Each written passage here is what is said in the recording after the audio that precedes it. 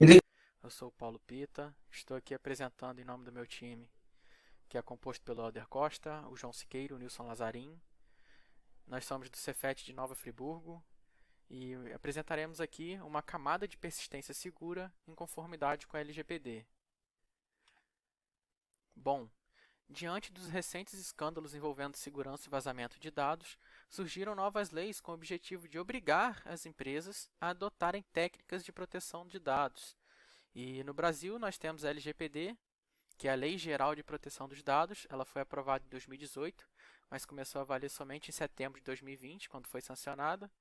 E como é recente, torna-se interessante. Podemos perceber que as empresas podem ter um custo elevado, além do tempo que gastariam nessa adequação. E com isso, pensamos em uma abordagem justamente para facilitar essa adequação, sabendo que para as pequenas e médias empresas, qualquer falha de segurança ou vazamento podem comprometer.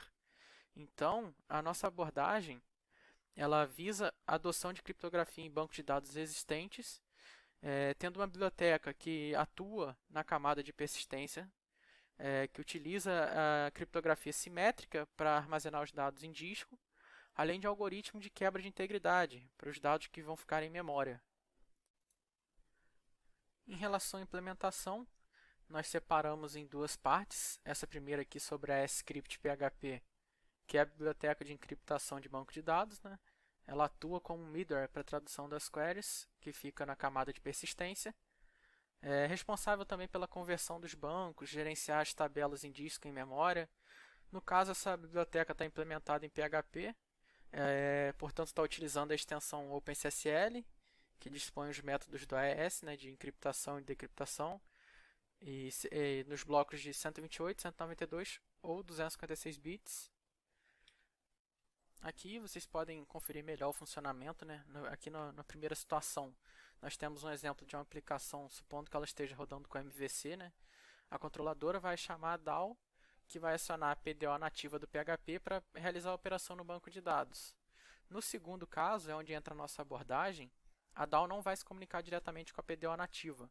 Ela vai chamar a PDO Encrypted Wrapper, que é uma classe nossa, que encapsula o funcionamento da PDO, e ela fica responsável por gerenciar o banco de dados em disco, né, que é onde vai ficar criptografado todos os dados, e também as tabelas que ficarão em memória. Para controlar essas tabelas que ficarão em memória, ela aciona a integrity, justamente para quebrar a integridade dos dados na memória ou trazê-los de volta para exibição, né? Então, essa integrity acaba atuando como intermediário ali para os dados não ficarem claros na memória, o que seria um problema. Então, né, a Integrity é a segunda biblioteca desenvolvida aqui com a finalidade de justamente quebrar a integridade dos dados, que vão ficar na memória volátil, para não ficarem claro. E, no caso, pode ser utilizado para diversos tipos de campos, incluindo date, varchar. Ela é baseada numa roleta, onde nós limitamos o tamanho do corpo finito. Para entender melhor o funcionamento da Integrity, nós devemos informar aqui uma chave de 128 bits hexadecimal, né? É recomendado até colocar caracteres que não sejam imprimíveis para aumentar a segurança. E também nós teremos aqui embaixo a semente de n bits.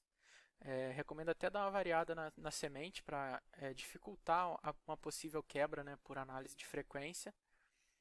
E ali em cima, a chave de 128 bits, ela passa pelo algoritmo da ASCII Schedule, realiza uma expansão, né, para 10 chaves, e enquanto isso a semente ali embaixo, ela passa pelo algoritmo do SHA-256 para ser transformada em duas partes de 128 bits.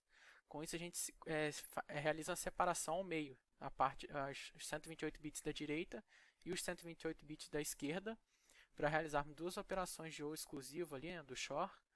E com isso nós temos 10 rodadas, e é onde a gente utiliza a cifra de Feistel justamente para gerar um token de 256 bits, né? E justamente com esse token que acabamos de gerar, nós conseguimos ofuscar os dados, né?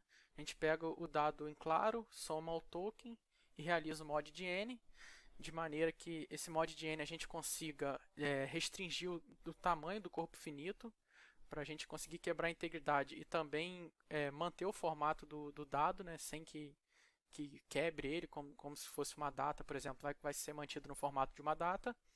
E além disso, a gente garante que caso ocorra algum vazamento, se algum problema ocorrer, os dados, quando alguém ter acesso a eles, os dados não estarão íntegros. Então a gente continua ganhando em desempenho sem perder em segurança.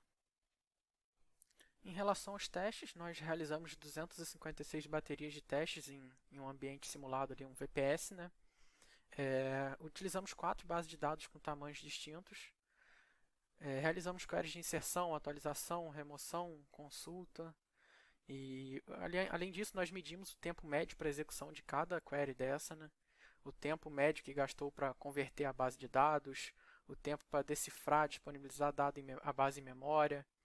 Além disso, o consumo de memória RAM, entre outras coisas. Para ilustrar melhor aqui os resultados, na parte direita da tabela colocamos aqui o método proposto. Aí aqui na parte da esquerda nós temos a comparação com a encriptação e decriptação nativa de um SGBD, no caso utilizamos do próprio MariaDB, as funções nativas, né, de encriptação. E a quantidade de registros aqui, nós utilizamos uma base com 1000 registros, outras com 16.000, outra com 32 e outra com 64.000 registros, né, para fim de comparação. Em relação à query de inserção aqui, em bases a partir de 16.000 registros já começa a ter um ganho em desempenho, em tempo ali, né? Repare que é 10,7 milissegundos em relação a 24 milissegundos. A query de remoção também é a mesma situação, a partir de 16.000 já começa a levar vantagem. A query de update, de atualizar, né? Então, a partir de 16.000 também já começa a apresentar resultado positivo ali, né? Já em relação às queries de obter todos e obter com ID, o desempenho já é bem notável por causa de utilizarmos o conceito de dados em memória. Essa questão aí agiliza muito as consultas, né? Além dessas queries citadas acima, temos aqui o tempo também para carregar os dados em memória, para destruir essas tabelas que ficam em memória e realizar a conversão de uma base de dados, que é realizado uma única vez aqui, né? Além disso, tem abaixo também o consumo da memória. Em relação às considerações finais, a nossa biblioteca ela oferece ganhos interessantes, né, em relação ao tempo ali apresentado na tabela de resultados. Além disso, ela proporciona um equilíbrio, né, entre a adoção da criptografia sem afetar o desempenho. E em relação aos trabalhos futuros, nós pretendemos implementar esse modelo em bancos de dados de empresas já consolidadas, criar um banco novo utilizando-se do modelo para comparação e tornar a biblioteca mais abrangente e escalável para outras linguagens. Bom, pessoal, é isso. Muito obrigado.